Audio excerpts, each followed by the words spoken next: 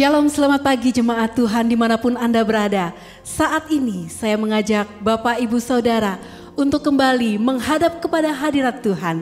Kita mau menaikkan puji-pujian kita mau menaikkan syukur kita, karena kita memiliki Allah yang luar biasa, Allah yang berkuasa lebih dari segala-galanya. Mari Bapak Ibu persiapkan hati kita untuk menghampiri tahta hadirat Tuhan.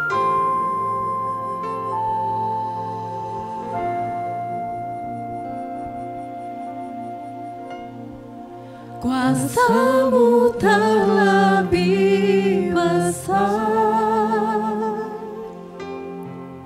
Tuhanku terlebih besar.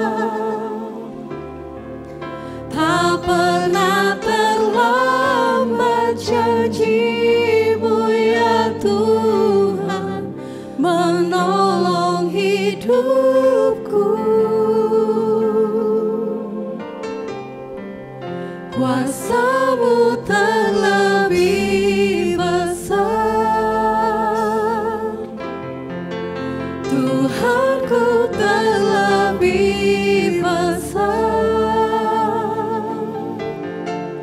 Tak pernah terlambat janji-Mu ya Tuhan, pulihkan hidupku.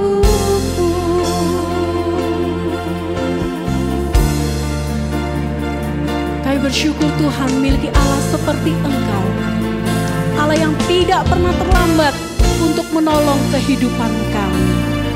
Hanya Kau Tuhan penolongku,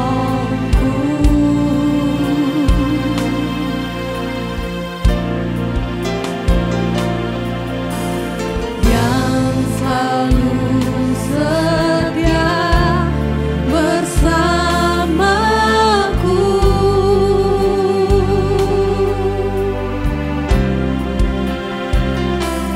Kasih-Mu yang sanggup mengubah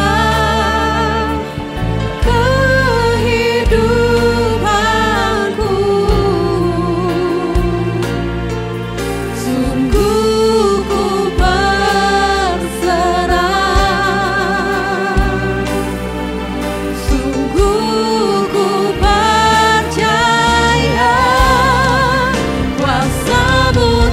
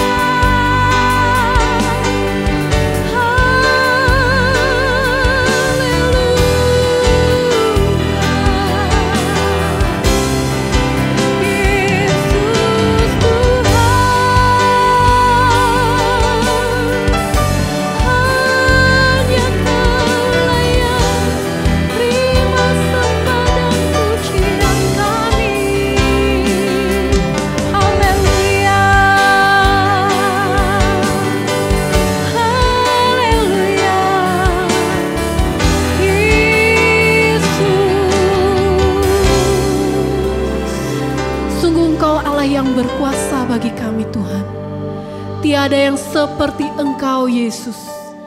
Hanya Engkaulah satu-satunya Allah kami. Hanya Engkaulah Tuhan di atas segala Tuhan yang berkuasa dalam kehidupan kami. Saat ini Tuhan, keadaan, situasi yang ada di sekitar kami tidak berkuasa atas hidup kami. Hanya Engkau Allah satu-satunya yang berkuasa dalam kehidupan kami. Pagi hari ini kami rindu untuk menaikkan pujian kami, syukur kami di hadapan Tuhan. Hadirlah Tuhan dalam ibadah kami pada hari ini. Di dalam nama Tuhan Yesus Kristus kami berdoa. Amin. Kita memiliki Allah yang luar biasa. Allah kita adalah Allah yang besar dan layak untuk terima setiap puji-pujian kita. Mari Bapak Ibu Saudara, kita menaikkan pujian kita di hadapan Tuhan. Haleluya.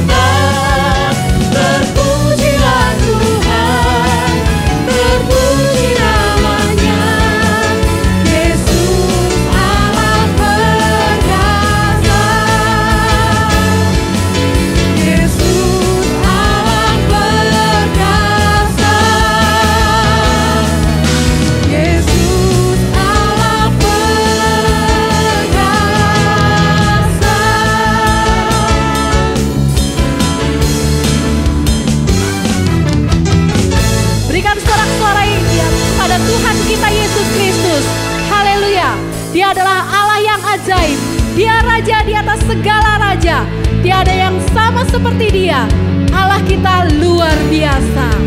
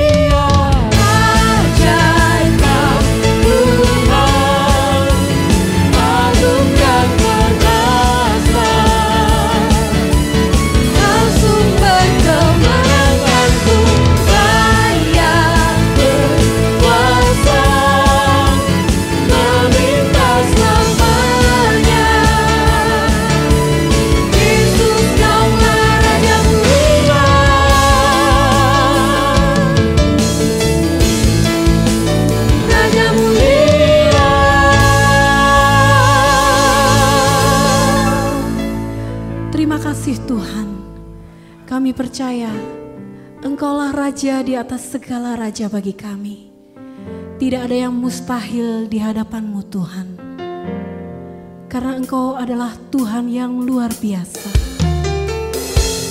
Kami bersyukur Tuhan untuk setiap rencana-Mu, untuk setiap rancangan-Mu dalam kehidupan kami.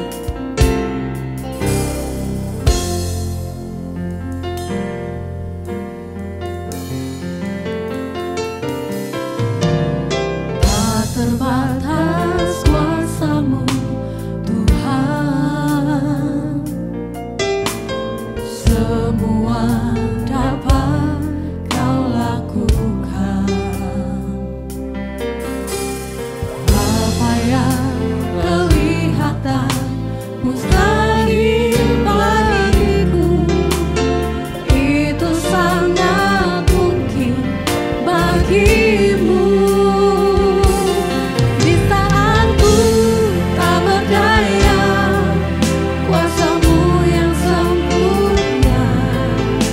Ketika ku percaya, mujizat itu nyata.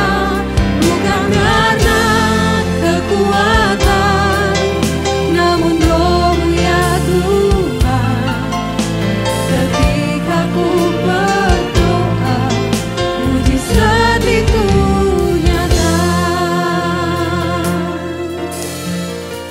Kita percaya bahwa kuasa Tuhan tidak terbatas. Tak terbatas kuasa-Mu Terima kasih Tuhan. semua dapat Kau lakukan. Apa yang kelihatan mustahil bagiku, itu sangat mungkin bagimu. Di saat ku tak berdaya, kuasa-Mu yang sempurna.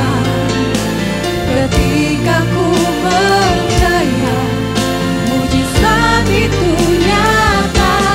Bukan karena kekuatan, namun Roh-Mu ya Tuhan. Ketika ku berdoa, mujizat itu nyata. Di saat ku tak berdaya, kuasa-Mu yang sempurna. Ketika ku percaya, mujizat itu nyata.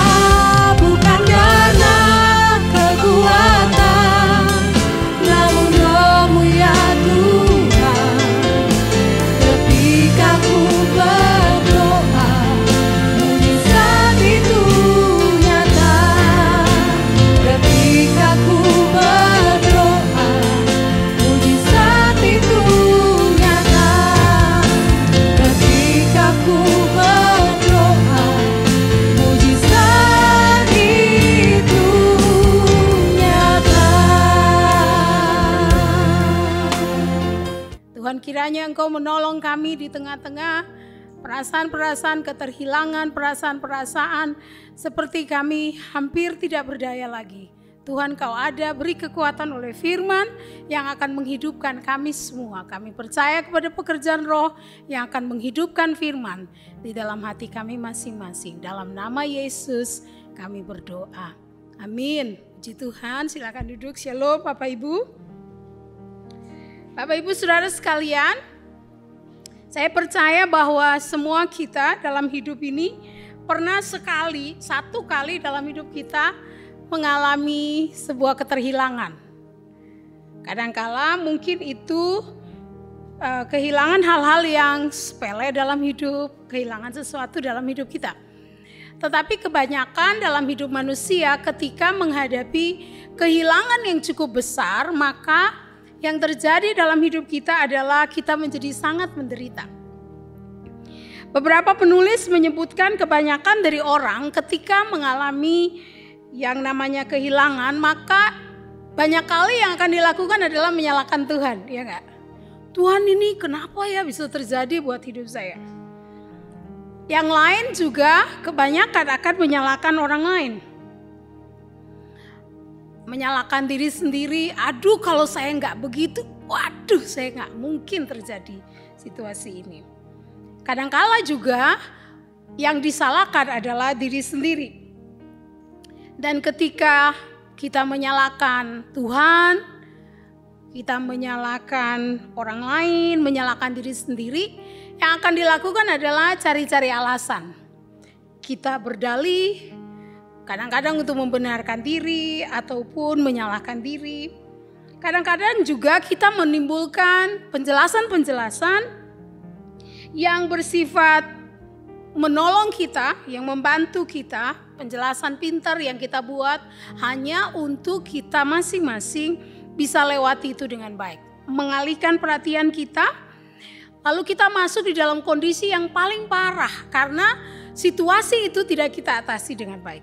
Bapak Ibu, pandemi yang sementara kita terus hadapi ini bukanlah masa yang mudah. Banyak sekali keterhilangan kita. Kita bisa kehilangan mungkin beberapa dari saudara, kehilangan orang-orang yang dikasihi, kehilangan sahabat dekat, kehilangan pasangan hidup, kehilangan rekan-rekan pelayanan mungkin, banyak hal.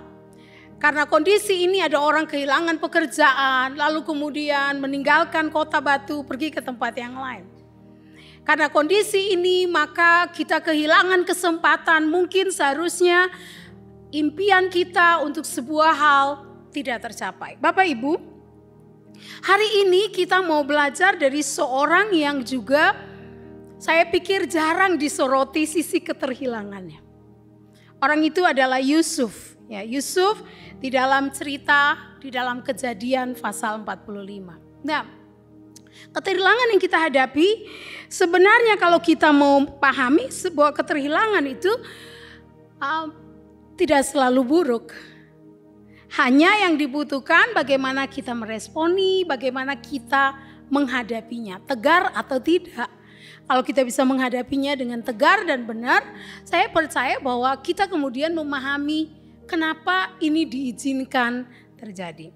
Satu kali saudara-saudara ada kisah yang ditulis mengenai sebuah anekdot tentang seorang yang melihat salib Yesus. Ini sebuah kisah yang terjadi di Eropa Utara. Ada sebuah salib yang besar, yang ukurannya sangat besar dan orang banyak yang datang ke situ lalu berdoa di situ. Nah, rupanya sang penjaga ini satu kali dia lihat orang banyak datang ke salib sambil nangis luar biasa, lalu dia bilang gini, kasihan juga ya Tuhan Yesus, capek ini Tuhan Yesus ya dengerin orang banyak. Bapak Ibu sering bosan dengan pasangan anak-anak rewel? Saya pikir dia juga pikir begitu. Ini orang-orang rewel sekali. Terus dia bilang gini, Yesus, kalau dia orang Papua dengan Pace, mari turun dua tukar tempat. Dia bilang, Tuhan, kau turun dari salib, saya yang naik di salib. Sementara dia berpikir itu tiba-tiba seperti Yesus yang original itu di salib bilang gini, ayo tukaran, yuk kita tukar tempat. Tapi syaratnya satu, apa?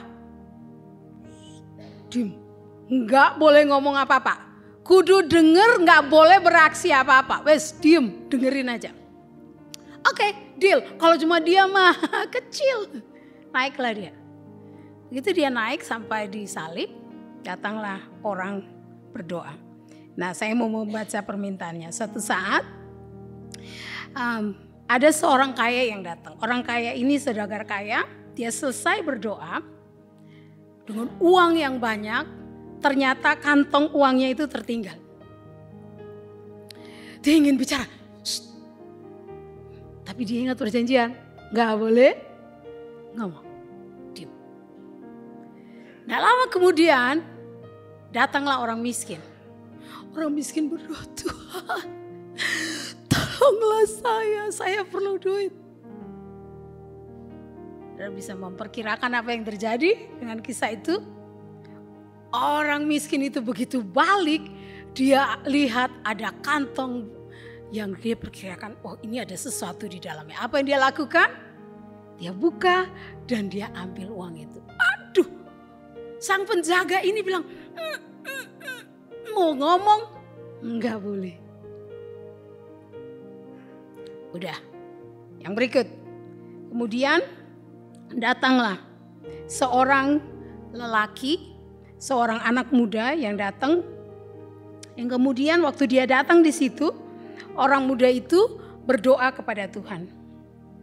Dia mohon, saya mau pergi sebuah tempat yang jauh. Aku mohon kau lindungi aku. Supaya pesawat yang aku ikut gak apa-apa di jalan. Kapal yang saya ikut gak apa-apa di jalan. Oke. Karena itu maka dia keluar dari situ. Dia keluar untuk mendapatkan, keluar untuk pergi. Tetapi rupanya begitu dia mau keluar, datanglah saudagar kaya itu. Saudagar kaya itu datang, lalu dia lihat itu pemuda itu, dia pegang kerah bajunya, dia bilang, kembalikan uang saya, ayo kembalikan uang saya. Saudara bisa tahu, dia bilang, uang yang mana, uang yang mana? Saya nggak tahu uangmu. Saudara bisa membayangkan apa yang dilakukan oleh Yesus jadi-jadian itu? Dia pengen tolong, dia bilang, dia bukan dia yang ambil, ada orang miskin yang sudah ambil itu. Tapi dia nggak boleh, karena perjanjiannya apa? Nggak boleh ngomong. Bapak Ibu, setelah selesai adegan itu, dia bukan saya. Bapak itu, anak laki-laki itu tidak jadi berangkat. Lalu security ini setelah semua kejadian itu dia bilang kepada Yesus, kenapa kau biarkan aku diem? Kan kalau saya ngomong itu anak laki-laki kan nggak dipukul. Tuhan kemudian menjawab begini, bro, saudagar kaya itu sama sekali tidak perlu uang. Uang dalam kantong itu hanya dimaksudkan untuk dihambur-hamburkan. Tapi yang paling kasihan adalah pemuda itu. Saudagar kaya itu bertengkar dengan pemuda itu sehingga dia ketinggalan kapal. Maka pemuda itu dia terselamatkan dari badai yang membuat kapalnya tenggelam. Tapi orang miskin itu betul-betul perlu duit. Bapak Ibu, dalam perjalanan hidup kita banyak kali ada gambar besar yang terjadi yang kita nggak tahu ketika sebuah peristiwa kehilangan terjadi. Amin, saudara-saudara. Ada peristiwa, ada gambar besar yang hanya Tuhan yang tahu. Tuhan yang duduk di atas sana sebagai sutradara terbesar dari kehidupan, dia tahu untuk apa keterhilangan yang kita hadapi. Yusuf, Bapak Ibu, saya mau mengajak kita melihat dari kehidupan, prinsip-prinsip dari kehidupan Yusuf menjadi orang yang tegar, orang Kristen yang tegar dan benar saat keterhilangan terjadi. Di dalam Kejadian pasal 45, kalau Bapak Ibu membaca, setelah peristiwa dia bertemu dengan saudara-saudara. Ketika itu Yusuf tidak dapat menahan hatinya karena saudara-saudaranya sudah ketemu dengan dia. Lalu berserulah, ia suruh semua orang keluar dari ruang ini. Maka dia tidak ada seorang pun yang tinggal bersama dengan mereka. Kemudian Yusuf memperkenalkan diri kepada saudara-saudaranya. Setelah itu dia menangis keras-keras sehingga kedengaran pada orang Mesir dan seisi istana. Dan Yusuf berkata kepada saudaranya, akulah Yusuf. Masih hidupkah Bapak? Tetapi saudara-saudara tidak dapat menjawabnya sebab mereka takut dan gemetar menghadapi dia. Nah, mari kita berhenti di situ untuk lihat kenapa mereka ketakutan. Iya kan? Kenapa saudara-saudaranya ketakutan? Mereka lah penyebab yang kalau kita sebut penyebab dalam tanda petik dari kehilangan yang Yusuf hadapi. Dia bermimpi, dia menjadi seorang yang diberi visi oleh Tuhan lewat mimpinya. Di umur 17 tahun, tapi sekarang itu dia baru bisa menikmatinya di umur 30 tahun. Tetapi itu pun terjadi bukan saja enak. Seperti roller coaster, ada banyak sekali kenyataan hidup, kehilangan yang dia terjadi dalam hidupnya. Dia kehilangan masa enak dengan ayah ibunya, ya kan? Dia harus merantau dengan terpaksa. Udah enak pula dia ada di rumah Potifar. Tante Po bikin masalah dengan dia. Istri Potifar bikin gaduh, bikin keadaan yang kemudian mengatakan bahwa aku dilecehkan oleh Yusuf. Dan apa yang terjadi? Sekali lagi dia kehilangan apa yang menjadi impiannya. Dia masuk ke dalam penjara. Bahkan di pasal 41 menyebut di bawah tempat ini di kurungan. Banyak sekali kehilangan yang terjadi dalam hidupnya. Tapi saudara-saudara, ini yang kita bisa lihat dari firman Allah. Kalau kita menjadi anak Tuhan yang memahami bahwa ada Tuhan di situ, maka kita akan legowo, lanjutkan hidup dan berkata, Tuhan ada di situ. Keterhilanganku, keadaan-keadaan yang seperti dirampas, hak-hakku, bagian dari hak-hak hidup kita yang dirampas, sebenarnya adalah bagian yang Tuhan mau kita menghadapinya dengan tegar dan benar. Hari ini kita mau belajar daripadanya. Saya mau mengajak kita menjadi orang yang tegar dan benar menghadapi kehilangan-kehilangan dalam hidup kita. Karena kita percaya Allah ada. Amin, saudara-saudara. Allah ada. Allah ada di balik semua yang tidak kita rindukan, semua yang kita sendiri tidak harapkan. Makanya kita mesti menjadi orang-orang yang legowo. Terima apa yang terjadi dalam hidup kita, benar-benar melihat, oh ini rancangan Tuhan, benar-benar tahu ini kehendak Allah, bertindaklah dengan benar dan tepat di dalamnya, lanjutkan kehidupan. Karena dengan Tuhan kita akan jalan, dengan Tuhan kita akan maju. Bapak Ibu, siapa mereka? Orang-orang Kristen yang tegar dan benar itu menurut kisah Yusuf ini. Bapak Ibu, yang pertama-tama mari kita belajar untuk menjadi orang yang percaya bahwa Allah ada. Saudara-saudara perhatikan, setelah ketemu dengan saudara-saudaranya yang sebenarnya dalam tanda petik menjadi penyebab dari kehilangan semua yang dia rindukan. Ayat 4 dan 5 serta 6 dan 7. Lalu Yusuf berkata kepada saudara-saudaranya, mari dekat. Makin dekatlah mereka, akulah Yusuf saudaramu yang kamu jual ke Mesir. Tetapi sekarang, perhatikan, tetapi sekarang janganlah kamu bersusah hati dan janganlah menyesali diri. Sebab untuk memelihara kehidupanlah Allah menyuruh aku mendahului kamu. Amin, saudara-saudara. Lalu dia mengatakan, karena telah 2 tahun ada kelaparan dalam negeri ini, dan selama 5 tahun lagi orang tidak akan membajak atau menuai. Maka Allah telah menyuruh aku mendahului kamu untuk menjamin kelanjutan keturunanmu di bumi ini dan untuk memelihara kehidupanmu sehingga sebagian besar daripadamu tertolong. Ayat 8 juga mengatakan demikian, sebuah penegasan. Dari kisah Yusuf ini kita mendapatkan prinsip penting yang bisa kita teladani dari Yusuf. Sebuah prinsip yang mengakui keberadaan Allah, eksistensi Allah, intervensi Allah buat hal-hal yang tidak menyenangkan dalam hidup kita. Hal-hal yang sebenarnya membuat kita seharusnya menjadi orang yang pahit, menjadi orang yang marah. Tetapi Yusuf menyebutnya oleh karena Tuhan yang menyuruh aku. Oleh karena Allah, gak usah sesali. Yo wes, yo memang terjadi. Dia mengakui kenyataan dari apa yang terjadi. Tetapi pada saat yang sama dia naik di level yang lebih tinggi dari pemahaman seorang Yahudi yang takut akan Allah. Bahwa Tuhan menyertai dia di mana-mana teks di dalam Kejadian selalu menyebutnya itu. Bahwa Allah menyertai dengan dia, Allah menyertai dia, Allah bersama dengan dia. Itu sebabnya dia memahami itu, di level pemahaman itulah maka apa yang terjadi, kehilangan yang terjadi itu bisa dipahami dengan benar. Dia tahu Allah yang menyuruhnya. Dia memahami Tuhan adalah sutradara dari kehidupan. Bapak Ibu, kadang-kadang Tuhan akan mengizinkan kita menghadapi keadaan-keadaan yang tidak menyenangkan. Keadaan-keadaan yang kita sendiri tidak sukai. Saya pikir Yusuf adalah seorang yang memahami betul Allah sedang intervensi di situ. Allah sedang campur tangan, Allah sedang bekerja di situ. Saudara-saudaranya pasti takut dengan dia.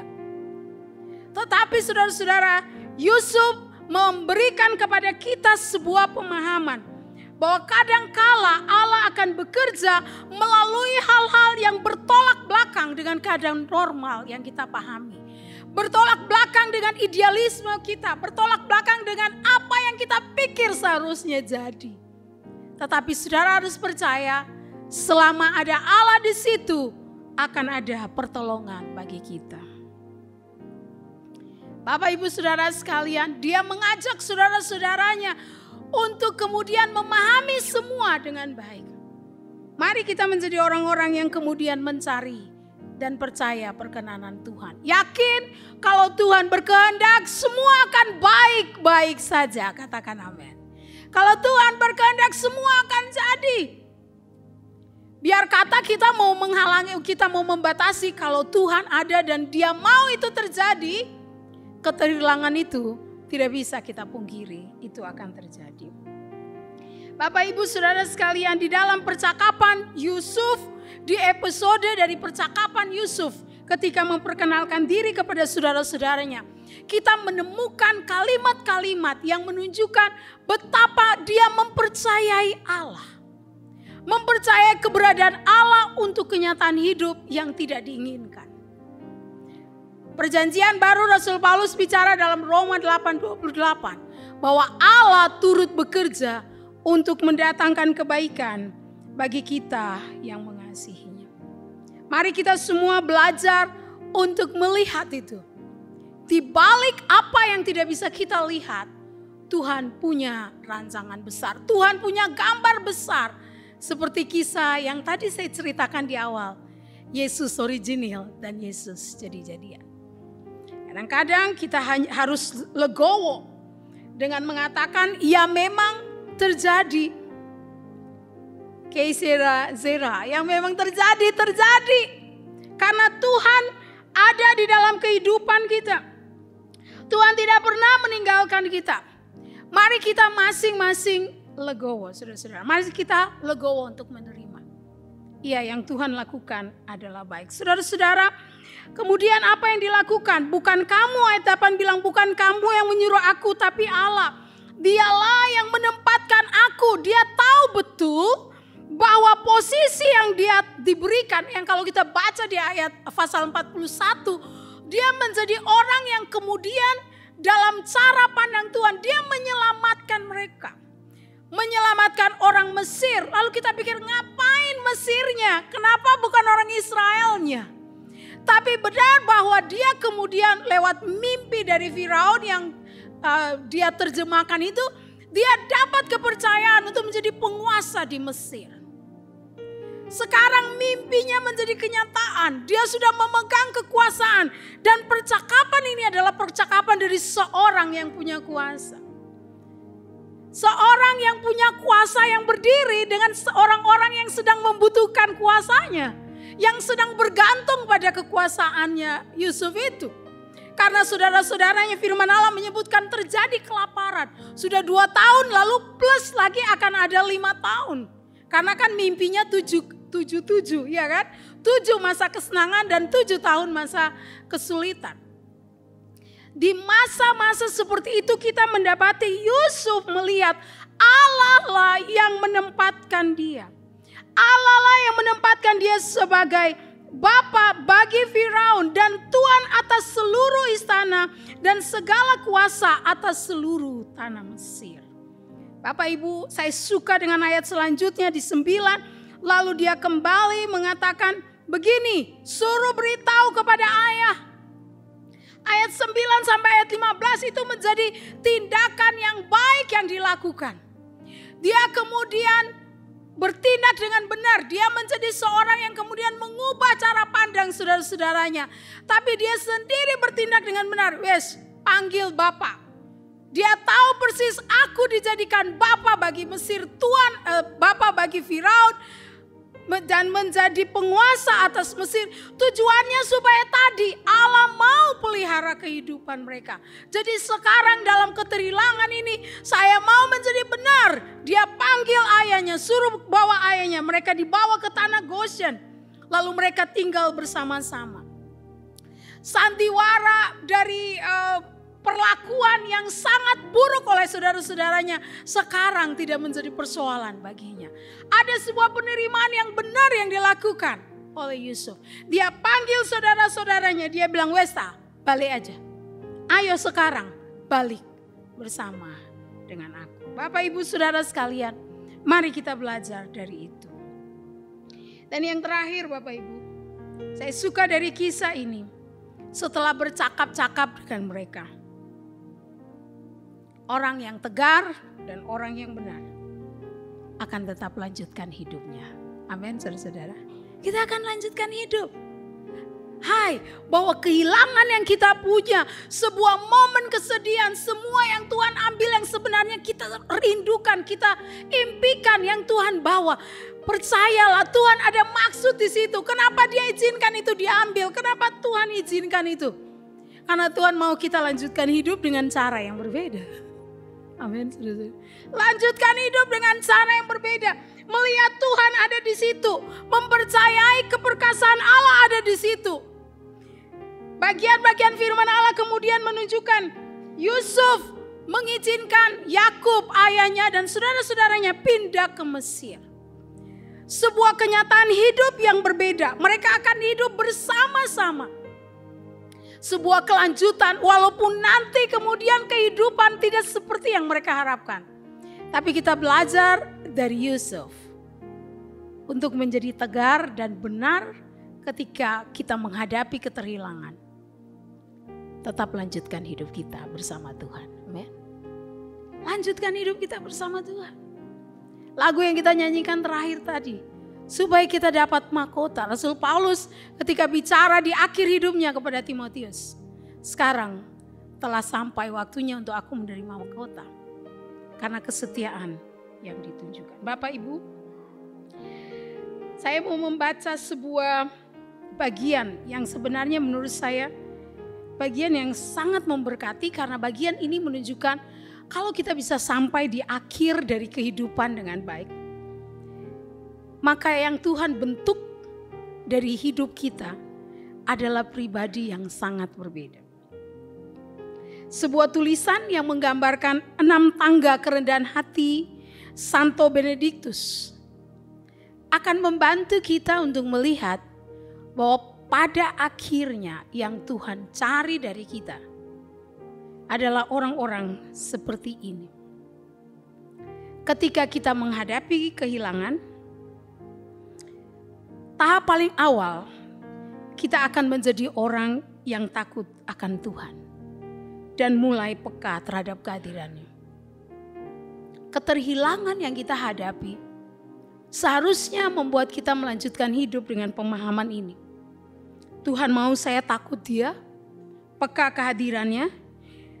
Tangga kedua, melakukan kehendak Allah dan tidak melakukan kehendak orang lain. Kita menjadi orang yang sampai pada titik aku akan melakukan kehendak Allah. Yang ketiga, tangga ketiga, akhirnya kita mau ikut arahan para pembimbing rohani, orang-orang yang Tuhan kirim di sekitar kita dengan cara yang benar. Tangga keempat, kita akan dibuat menjadi orang yang sabar menerima kesulitan orang lain. Karena kita tahu betapa sulitnya kalau berada di dalam kesulitan. Tangga kelima, tangga berikutnya, kejujuran yang menjadi radikal kepada sesama. Kita akan dibuat menjadi orang yang jujur secara radikal kepada sesama tentang kelemahan kita. Kita akannya bisa bicara tentang siapa sebenarnya kita. Tangga berikutnya, muncul kesadaran akan keberadaan kita. Bahwa diri kita adalah orang yang paling seharusnya berubah. Oleh karena kita dikasihi Tuhan sebagai orang berdosa. Yang berikutnya, sedikit ngomong. Kalau orang lewati keterhilangan dan berhasil dengan baik, setelah itu dia pikir nggak boleh banyak ngomong. Diam itu cara paling baik, karena kita punya kesempatan untuk berpikir baik. Dan yang terakhir, kita akan diubahkan oleh kasih Tuhan. Bapak, Ibu, Saudara sekalian, percayalah bahwa keterhilangan pasti terjadi. Dalam hidup kita akan mengalami keterhilangan. Tapi orang yang tegar dan benar, mereka akan percaya bahwa Allah ada. Karena itu kita akan bersikap legowo, bertindak benar, mengampuni kepada orang yang bersalah, tidak harus mempersalahkan orang lain. Tapi seperti Santo Benedictus, kita akan sampai pada titik di mana kerendahan hati milik Allah itu menjadi bagian kita. Menjadi orang yang terus menerus maju di dalam Tuhan. Orang-orang yang melanjutkan hidup bersama dengan Tuhan. Bapak Ibu, saya mau mengakhiri dengan kesaksian hidup saya. Kesaksian apa yang Tuhan kerjakan dalam hidup saya. Banyak waktu yang lalu, saudara-saudara, ada bagian yang saya sangat rindukan dalam hidup saya. Bagian yang buat saya ini idealisme hidup, apa yang saya sukai, apa yang saya banggakan, apa yang saya tahu, iya Tuhan memberikannya kepada saya. Kecintaan saya kepada pelayanan kepada anak. Saudara-saudara, tapi ada waktu dalam hidup saya, 5 tahun yang lalu, itu seperti semuanya hancur gitu. Semuanya hancur. Dan itu sangat menyakitkan. Sangat-sangat menyakitkan. Ada banyak perasaan gak enak. Nyalain orang. Marah.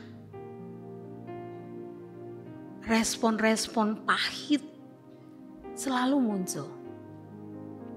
Dan udah kayak gitu, udah kayak ular berbisa. Siapa aja bisa kena poison, bisa kena racunnya.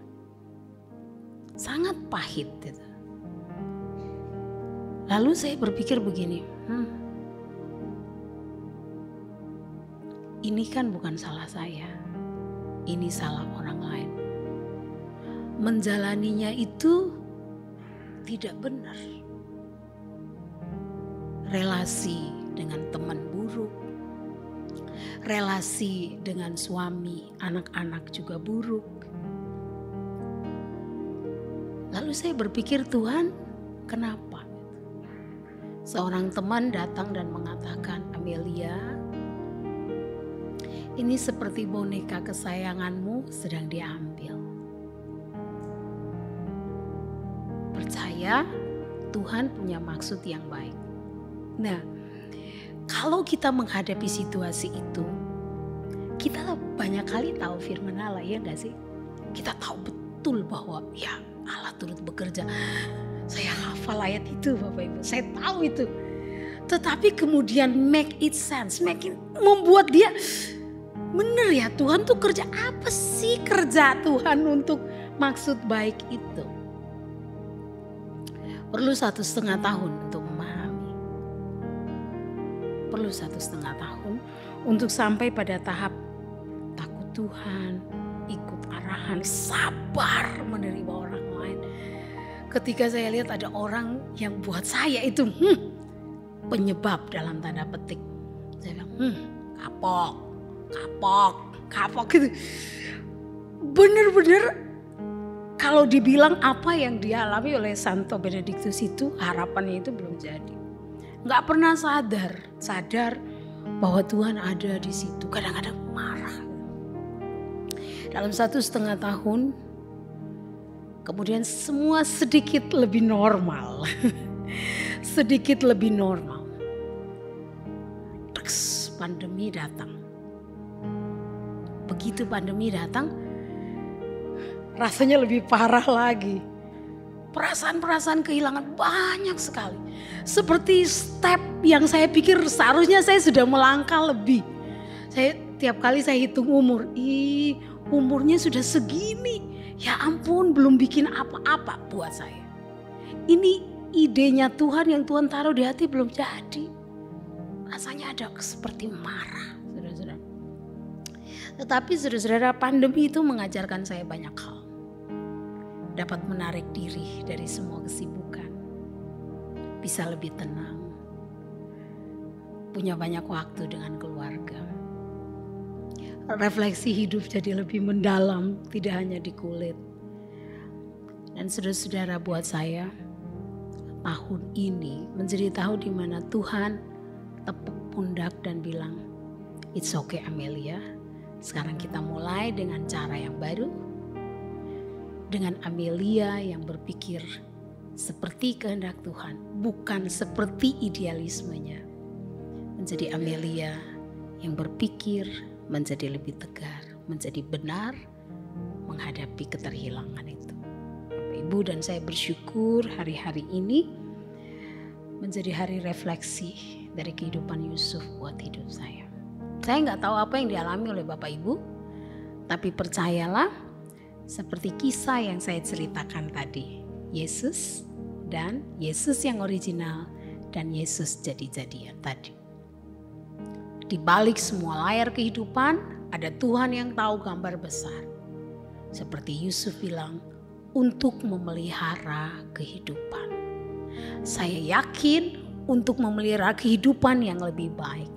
Proteksi Allah, penjagaan Tuhan atas hidup kita, pemeliharaan Allah yang sempurna sedang dilangsungkan dalam hidup kita. Sekalipun kita harus menghadapi keterhilangan yang luar biasa di dalam masa pandemi. Mari kita mulai dengan pikiran yang lebih baru.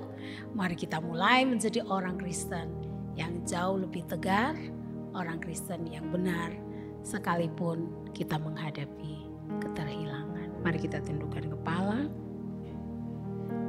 Kita mau menyanyi lagu yang terakhir yang kita nyanyikan tadi. Amin. Tuhan, terima kasih. Ya Yesus.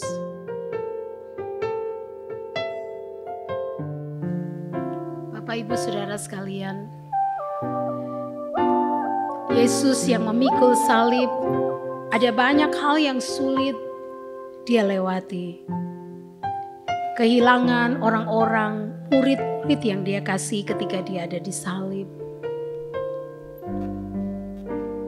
Kehilangan banyak hal.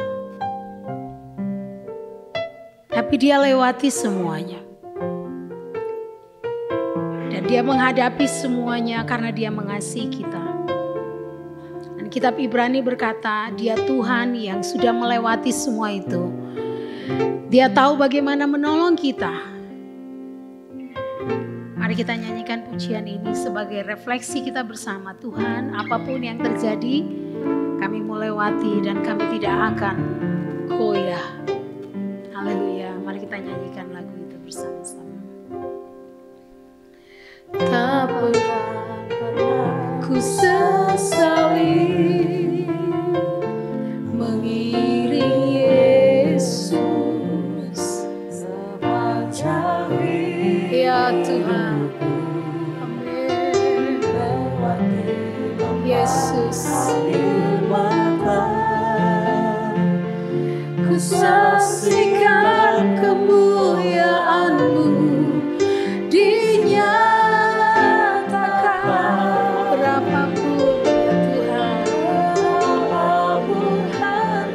harga yang harus kami bayar Tuhan, tetap setia melayani,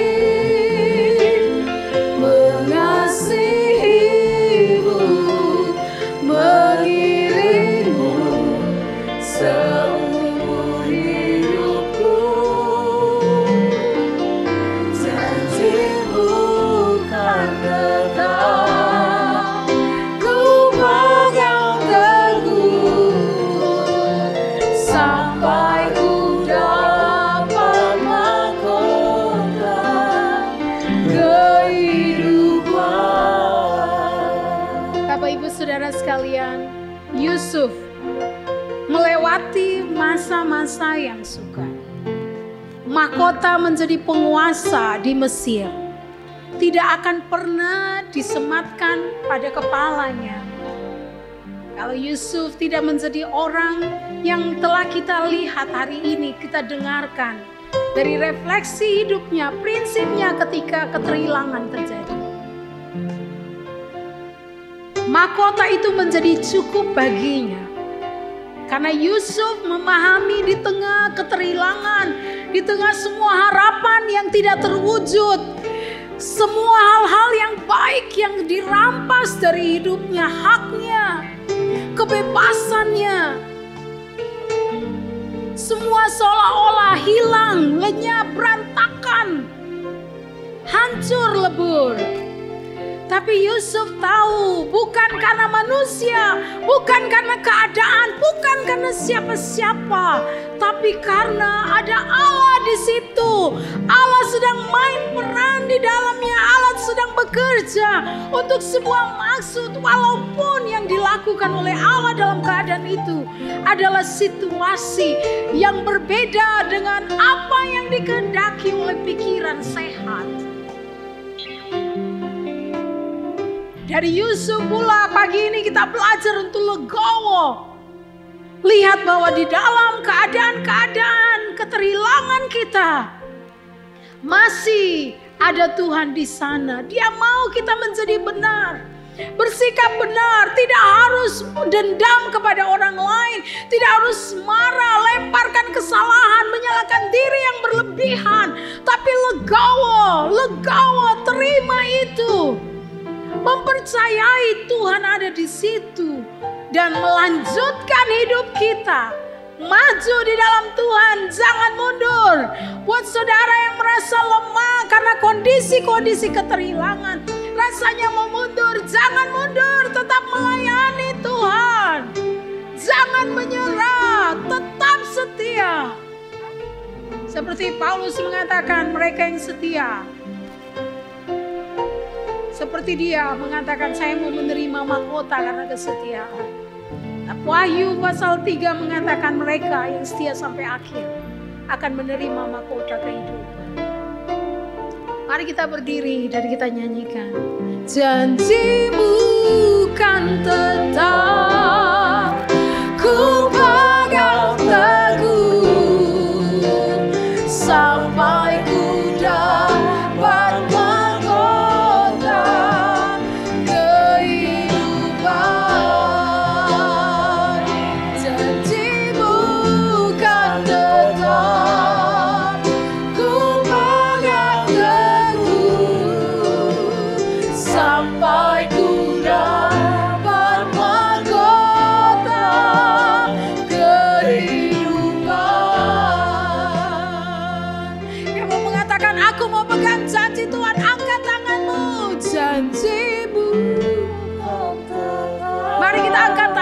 kepada Tuhan. Ada kita berkomitmen dengan Dia, menyerah kepada Tuhan. Kehidupan, haleluya. Mari kita berdoa kepada Tuhan, haleluya. Tuhan teguhkan, Tuhan buat kami tegar, buat kami menjadi benar dalam nama Tuhan Yesus. Di dalam nama Tuhan Yesus, biarlah prinsip firman Allah ini akan dihidupkan di dalam kami. Apapun keterhilangan yang kami hadapi, tak ada satupun yang menyalahkan Tuhan. Tidak akan membuat diri kami sendiri dipersalahkan demikian rupa, sehingga langkah kami berhenti. Kami mau maju, melanjutkan hidup kami di dalam Tuhan, dalam nama Yesus. Dalam nama Yesus, buat semua kami tegar dan benar. Buat kami tegar dan benar ya Tuhan.